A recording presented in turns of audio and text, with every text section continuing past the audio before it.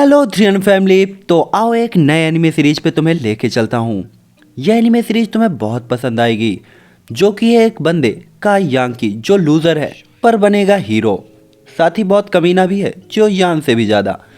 तो सीधा चलेंगे एनिमे सीरीज पे। मैं बता देता हूँ कि ये होता है एक स्काई टावर सेक्ट, और वहाँ पे चल रहा होता है सेक्ट का टेस्ट, जहाँ पे का यांग नाम का एक बंदा अपने सीनियर डिसाइबल्स और जूनियर डिसाइबल्स फाइट कर रहा था, और एक लड़की उसके मैचेस को लिख रही होती है।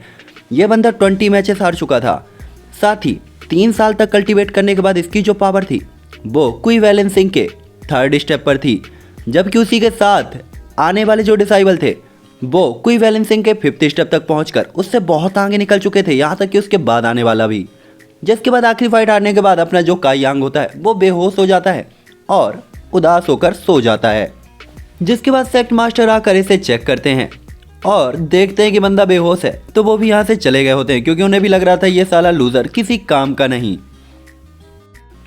अब नेक्स्ट डे का जो सीन होता है वहाँ पे हमें दिखाया जाता है कि यांग काई सेक्ट मास्टर के पास होता है, जहाँ वो इसकी चोटों को चेक कर रहे होते हैं, और वो यांग काई की तरफ देखते हुए कहते हैं, बेटे तेरी जो बोन्स हैं वो बहुत ज़्यादा वीक हैं, तो तुम पहले तो बोन बीटा पीकर इन्हें मजबूत करो, और तुम यहाँ पे कल्टीवेशन के लायक नहीं हो तो तुम वापस से सेक्ट छोड़कर अपने गांव चले जाओ।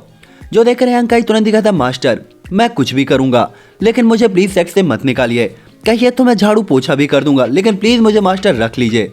जो देखकर जो सेक्ट मास्टर होता है उसे थोड़ा सा दया आती है, वो तुरंत ही कहता, ठीक है मैं तुम्हें क्लेन में रख लूँगा, लेकिन तुम्हें 1 महीने के भीतर ब्रेक थ्रू करना होगा। जो देखकर लौंडा तैयार हो जाता है कि मास्टर ज़रूर। इसके बाद हम देखते हैं नेक्स्ट सीन, जहाँ पे ये अपने किसी सीनियर को फाइट के लिए चैलेंज करता है। ये जो सीनियर होता है वो कहता है कि यार तुम मेरे से फाइट जीत नहीं पाओगे, लेकिन क्या है कि वो साथी डिसाइबल था और आप इग्नोर नहीं कर सकते थे, तो सीनियर को फाइट एक्सेप्ट करनी पड़ती है। दूसरी तरफ ये लोग बात कर रहे होते हैं कि यांग काई को हराना तो कितना ईजी है, काश मेरी इसके साथ फाइट होती तो मैं तो इसे ऐसे ही उठा उठा पटक देता। दूसरी तरफ ये सीनियर भी यहाँ पे जो होते हैं वो भी यही उड़ी मार रहे होते हैं और लड़कियों को इंप्रेस करने की कोशिश कर रहे होते हैं कि यांग काई को तो कोई भी पीट सकता है। यहाँ पे हम देखते हैं कि सीन आता है बैटल एरिना पे, जहाँ वो सीनियर और यांग काई खड़े हुए होते हैं, जहाँ अपना फट्टू हीरो फुल एक्शन मार के पत्ते को बीच से काट देता है, लेकिन ये सिर्फ पत्ता ही काट सकता है क्योंकि बैटल तो ये कर नहीं सकता। तो यहाँ पे आता है यांग काई और फुल एटीट्यूड के साथ एक फिश अटैक सीनियर को मारता है, लेकिन इस फिस्ट के साथ बेचारे के हाथ की धज्जियाँ उड़ जाती हैं। दोस्त अब सीनियर देखता है, ओह पंजा तो तेज है। यांग काई यहाँ पूरा ट्राई कर रहा होता है लेकिन कुछ भी नहीं उखाड़ पा रहा होता। हालांकि इस बंदे ने अपनी ताकत तो लगाई थी, लेकिन ताकत हो तब ना। यहाँ पे ये सीनियर बुरी तरीके से धो रहा होता है और यांग काई डॉच कर रहा होता है, फिर भी 1-2 अटैक इसे हिट कर ही जाते हैं। यहाँ यांग काई गुस्से में आकर यहाँ पूरी ताकत लगाता है। दोस्त हम उसी लड़की को देखते हैं जिसने पहले बैटल में इसका नाम और मैच रिकॉर्ड किए थे। यहाँ पे भी ये बैटल देख रही होती है यांग काई का। मुझे नहीं पता ये क्यों यांग काई के बैटल को रिकॉर्ड कर रही है, लेकिन ऐसा लग रहा है इसे यांग काई को पिटता हुआ देखना काफ़ी पसंद है। दूसरी तरफ सीनियर यांग काई को उठाकर मारना चाहता था, लेकिन यांग काई डॉच कर रहा होता है, इसीलिए वो उसकी टांग पकड़कर जमीन में पटक देता है। जिसके बाद जो ये लड़की होती है एक कागज़ निकालती है और यांग काई के बैटल को उसमें रजिस्टर करती है, और लोग भी यहाँ पे कहते हैं यार ये तो इसका रोज का है, चलो चलते हैं। इसके बाद ये लोग यहाँ पे बिडिंग करते हैं। बिडिंग मतलब नहीं, मतलब नेक्स्ट मैच की किसका किसके साथ है। यहाँ पे यांग काई को ये जो सीनियर होता है मार रहा होता है क्योंकि यांग काई अपनी हार मान ही नहीं रहा था, जबकि इसने सीनियर ने इसे 2-3 बार पटक दिया था। फिर भी यांग काई कंटिन्यू उसके साथ फाइट कर रहा होता है, और इस बार तो इसका मुंह का जबड़ा तोड़ दिया गया होता है, जिससे यांग काई जमीन में धूल चाट रहा होता है। यहाँ पे यह लड़की भी यह देखकर थोड़ा सा हैरान होती है कि अब मर ही जाएगा क्या, रुक जा बेड़ो। लेकिन यहाँ यांग काई अभी भी हार नहीं मानता। वो कहता है नहीं, मैं हार नहीं मानूंगा। दूसरा ये हीरो यहाँ सभी के सामने एक्शन में लेते हुए कहता है, तो देवियों और सज्जनों, मैं ये बैटल जीत चुका हूँ। आपने तो देख ही लिया कि मैं कितना पावरफुल हूँ, और ये लूज़र फिर से मुझे दोबारा चैलेंज करने की हिम्मत नहीं करेगा। लेकिन आधी घंटा हमारा जो यांग काई था वो पीछे से चैलेंज कर देता है और अटैक के लिए आ जाता है कि मैं अभी हारा नहीं हूँ, मेरी आत्मा के अंदर परमात्मा की शक्ति है, मैं आखिरी सांस तक लड़ूंगा। जो देखकर सीनियर कहता है यार इसकी बात पे ध्यान मत दो, मारूंगा मर जाएगा। तो इसे यहीं छोड़ते हैं, लेकिन कहाँ मानेगा ये बंदा। इसीलिए सीनियर फिर से तेवर में आते हुए यांग काई को पेलने के लिए आ गया होता है। दूसरी तरफ लड़की इंप्रेस हो गई थी कि इतना पिटने के बाद भी यह बंदा अभी भी लड़ रहा है।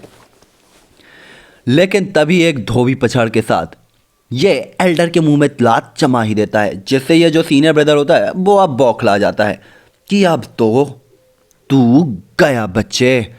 यहाँ पे ये सीनियर ब्रदर एक दो अटैक डॉच करके यांग काई को थोड़ा सा नहीं बहुत ज़्यादा बुरी तरीके से लात मार के ज़मीन में पटकता है। यांग काई अटैक करता है, लेकिन फिर से यांग काई एक जूते वाली लात खाकर ज़मीन चाट रहा होता है। जिसके बाद जो सीनियर ब्रदर होता है गले से उठाते कहता है अब बता हार मानता है कि नहीं मानता है, मानता है कि नहीं मानता है, यही मार दूं। और ज़मीन में धर पटकता है।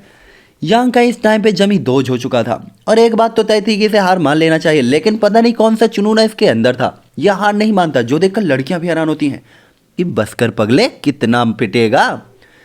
और यहाँ पे सीनियर ब्रदर भी अब आगे आते हुए इसे एक खतरनाक लात बजा देता है, जिससे जो यांग काई होता है सीधा चट्टान में जाकर गिरता है। और बस अब यहाँ से उठने की उम्मीद नहीं थी, क्योंकि इतना पिटने के बाद अगर ये बंदा उठ जाता है तो फिर से वास्तव में ढीठ कहा जाएगा। वहीं एक मोटा लड़का कहता है चलो आखिरी काम मैं पूरा कर देता हूँ, लेकिन तभी वो लड़की इसके पैर में पत्थर मार के इसे गिरा देती है, जो देखकर लौंडे के दोस्त इसके ऊपर हंसने लगते हैं। और ये लौंडा कहता है अरे यार क्या हुआ समझ नहीं आया। तब ये लौंडा कहता है चलो यार आज का दिन ही खराब है, और यहाँ से इसे उठाकर ले जाते हैं।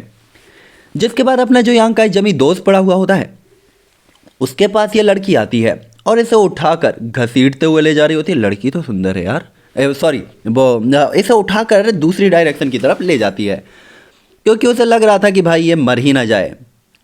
वाह यार अब गंदा नहीं, आ जाओ चलो देखते हैं ये लड़की यांग काई को कैसे बचाएगी। तो ये घसीट कर ले जाते हुए यांग काई को एक पेड़ के पास बैठा देती है, लेकिन ये यांग काई को घसीट पा रही होती है, यही बड़ी बात है। हालांकि था तो अपना बंदा लूजर ही, लेकिन ये अभी है, आगे चल के जो ये बंदा हीरो बनने वाला है वो तुम देख कर हैरान होगे। जिसके बाद प्यार का पहला तोहफा पिल को ये इस यांग काई को पकड़ा देती है अपनी तरफ से मोहब्बत के इजहार के तौर पर, ऐसा मैं कह रहा हूँ। जिसके बाद यहाँ पे यांग काई बेहोश होता है और यह लड़की यहाँ से निकल चुकी होती है। जिसके बाद काफ़ी टाइम बीत चुका होता है, डायनासोर से भी ज़्यादा का टाइम। देन हम देखते हैं कि यांग काई जो बेहोश था वो धीरे धीरे अपने होश में आता है, और होश में आते ही यांग काई तुरंत ही कहता है ओए कहाँ हूँ मैं। शाम का टाइम हो चुका था, दिन ढल चुका था और पत्ते हवा में पता नहीं क्यों तैर रहे थे, बट मुझे यह सिमुलेशन सीन बिल्कुल पसंद नहीं आया। हालांकि इसके ही अगले मोमेंट यांग काई अपने बॉडी में लगी हुई चोटों को देखता है और इसके बाद उसका ध्यान जाता है उसके हाथ में रखी हुई पिल पे, जिसे देखकर यांग काई एकदम हैरान हो गया था कि आखिरकार ये पिल उसे देकर कौन गया, जो कि काफ़ी हाई लेवल की भी लग रही थी।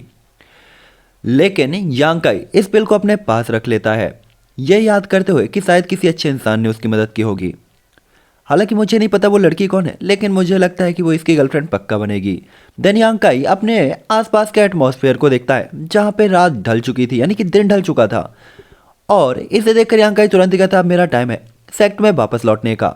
साथ ही काई यांग अपने झोले को उठाते हुए तुरंत ही यहाँ से सेक्ट की तरफ रवाना होते हुए कहता है मैं एक दिन जरूर स्ट्रांग बनूंगा और अपने मास्टर के सामने खुद को प्रूव करूंगा। तो मिलते हैं सीनियर, मिलते हैं हम नेक्स्ट एपिसोड।